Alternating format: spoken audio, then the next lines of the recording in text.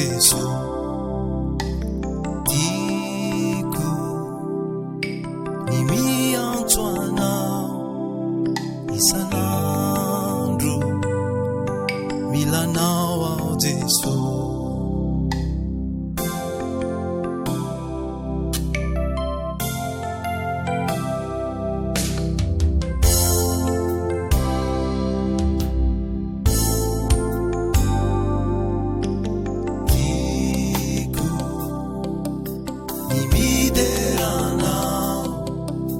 Isan'andro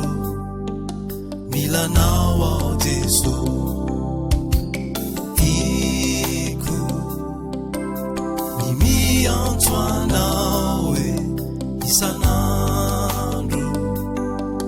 milanao ao Jesu namandra namanakarena ianao Jesusy Noani tukikyo namalaelo navalifali ratio ianao sy ataoko asambatra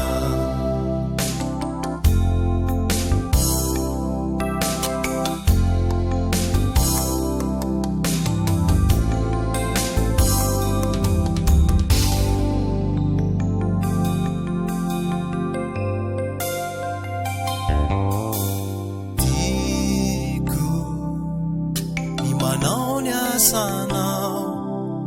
isan'andro vavolombelona Tiku mba ho irakao isan'andro avonjiolona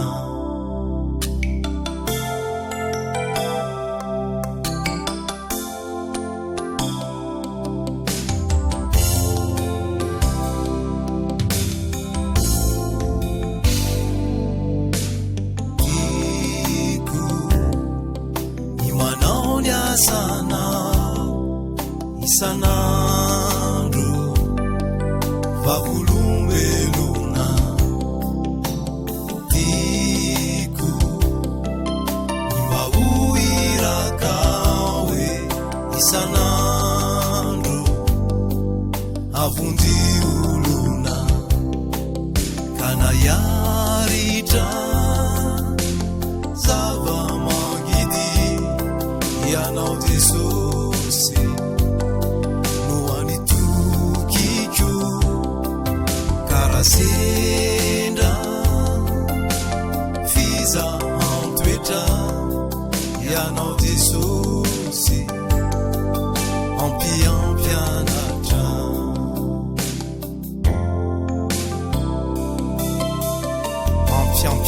ianao Jesusy